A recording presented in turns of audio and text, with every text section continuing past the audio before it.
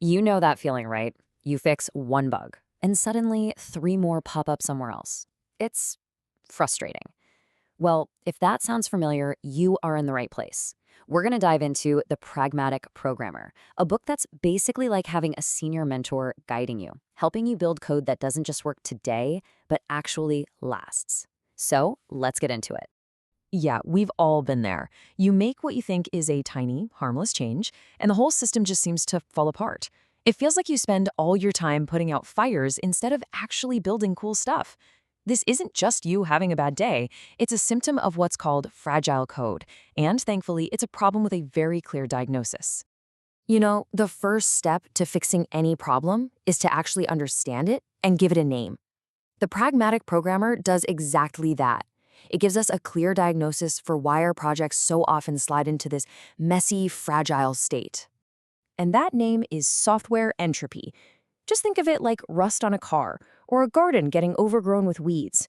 It's this natural tendency for a clean, well-organized project to slowly become disordered and messy over time. If you don't actively fight against it, your code will, without a doubt, decay into chaos. So, how in the world do we fight this entropy? Well, the book introduces a really powerful idea, the broken windows theory.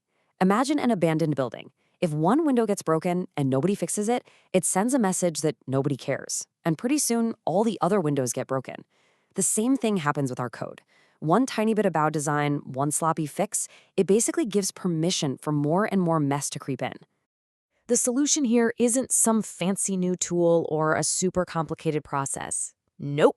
It's a shift in how we think. It's a whole philosophy for how we approach our work every single day. See, a pragmatic programmer isn't just someone who writes code. They're a software craftsman. And what does that mean? It means taking real pride and responsibility for everything you create. It's about consciously turning off the autopilot and always asking yourself, is this really the best way to do this? It's about owning the quality of your work, from the first line to the last. Okay, so that philosophy sounds great, right? But how do we put it into practice? Well, it all comes down to a few fundamental tools. These are the core principles that help us fight that entropy we were talking about. Let's start with probably the most famous one. DRY. It stands for Don't Repeat Yourself. And while it sounds incredibly simple, this principle is probably one of the most important ideas in the entire book. And it goes way deeper than just not copying and pasting code. And here's the absolute key.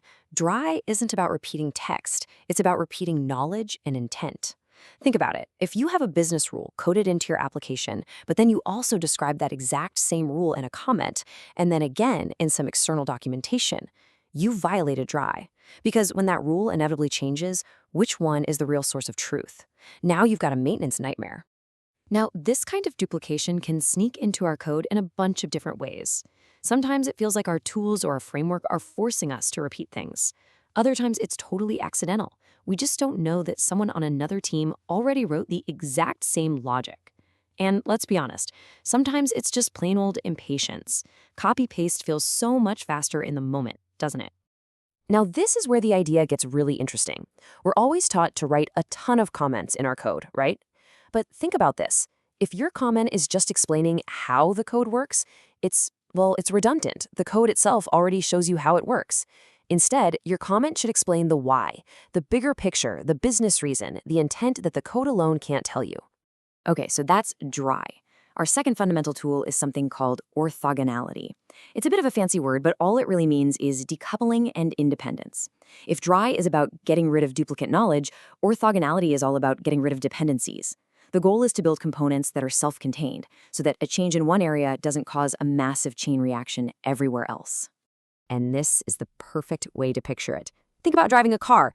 The steering wheel, the gas pedal, and the brake are pretty much independent, right? They're orthogonal. But now, think about flying a helicopter. Every single control affects everything else. If you adjust one thing, you have to adjust two others to compensate. A non-orthogonal system is just like flying that helicopter. Every little change is complicated, it's risky, and it has side effects you never saw coming. So how do we get there? We start by writing shy code. What's that? It's code that minds its own business. Modules that are self-contained, that don't reveal all their secrets to the world, and that definitely don't rely on the messy internal details of other modules. They just do one thing and they do it well. Now, applying these principles isn't just some intellectual exercise. There are real, tangible rewards that make our jobs as developers so much better.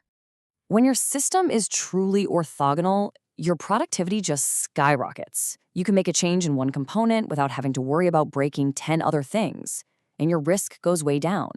A bug in one module stays in that module, which makes it way easier to track down and fix. Your whole system just becomes stronger, more resilient, and believe me, a whole lot easier to test. So the theory is great, but the pragmatic programmer is all about taking action. It's about turning these big ideas into actual, everyday habits. The book is actually filled with these little challenges designed to push you, to get you out of your comfort zone. See, this isn't a book you just read once and put back on the shelf. It's a manual for getting better continuously. The path to becoming a true craftsman never really ends. So here are 3 simple, pragmatic challenges you can start today. First, invest in what the book calls your knowledge portfolio. Try to learn a new programming language every single year. You don't have to become an expert. The goal is just to learn different ways of solving problems. Second, grab a new technical book and read it. And third, communicate. Go talk about technology with people who aren't on your team. You'll be absolutely amazed by what you learn. So there you have it. The principles of dry and orthogonality are your best weapons in this ongoing fight against software decay. The only real question left is, what's the first broken window in your project that you're going to go fix? Thanks for joining me.